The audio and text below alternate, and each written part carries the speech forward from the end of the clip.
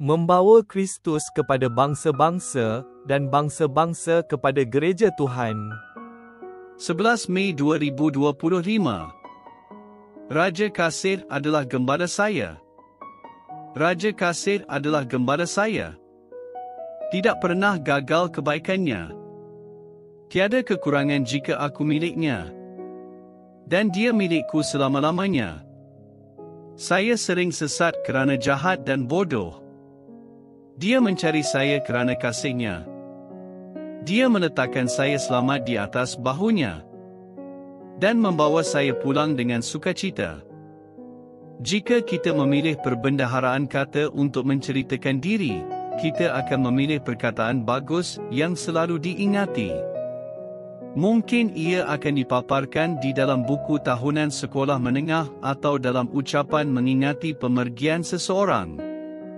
Kita pasti memilih perkataan-perkataan seperti baik, jujur, suka menolong atau seorang yang mesra. Sesat kerana jahat dan bodoh tidak akan berada di dalam senarai ini. Secara jujurnya, kita mesti mengaku bahawa kita berkelakuan bodoh dan selalu melawan perintah Tuhan. Yesus gembala baik yang memimpin kita setiap hari ke jalan benar demi namanya. Jalan gembala yang benar boleh menjadi jalan yang sukar dilalui. Mengikut Yesus bermakna kita mesti memikul salib seperti dia pikul. Kita boleh menjangka terdapat penderitaan dan penganiayaan. Melalui pengampunan dan diperkuatkan oleh Roh Tuhan, kita boleh menafikan diri iaitu kita dapat mati kepada diri sendiri kerana sifat kita yang berdosa dan selalu mementingkan diri sendiri. Semasa kita mengikut jalan benar, kadang-kadang kita terlangkah keluar dari jalan yang sempit ini. Kita dikerumuni oleh suara-suara dunia yang menarik di sekeliling kita dan oleh seruan iblis yang menggoda dan keinginan nafsu dosa sendiri. Kesemua ini memanggil kita meninggalkan jalan benar.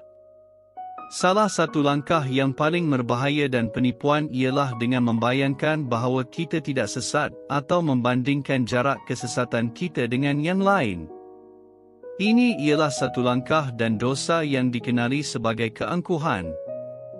Dalam keangkuhan, kita terus merantau sambil memikir bahawa kita akan lebih bahagia berjalan dengan cara sendiri daripada mengikut jejak gembala Yesus. Apabila kita merantau, gembala Yesus tidak menolak atau membiarkan kita tersesat. Yesus tidak mengabaikan perantau-perantau untuk tinggal bersama dengan mereka yang kita bayangkan sebagai domba yang baik yang mengikut jalan benar. Yesus tahu apabila kita tersesat dan dia datang mencari kita. Dalam kasih serta belas kasihannya, dia mencari kita sambil memanggil kita bertaubat dan mengampuni kita. Dia membawa kita kembali ke jalannya bila kita bersandar pada bahunya yang kuat. Bahu ini pernah memikul beban salib yang berat. Yesus adalah gembala baik yang menyerahkan nyawanya untuk menyelamatkan kita dan pada pagi Paskah yang pertama, dia mengambil nyawanya semula. Gembala Yesus yang disalib dan dibangkitkan semula bersukacita bertemu dengan domba-dombanya yang merantau dan membawa kita pulang ke pangkuannya. Yesus mengampuni kita dan membetulkan kedudukan kaki kita sekali lagi di jalan yang sempit dan benar. Kita boleh berangkat semula mengikut gembala yang kita kasihi. Dengan bantuan Roh Kudus, kita terus mengikut suara yang kita kenali di dalam firman Tuhan. Ini adalah suara gembala kita.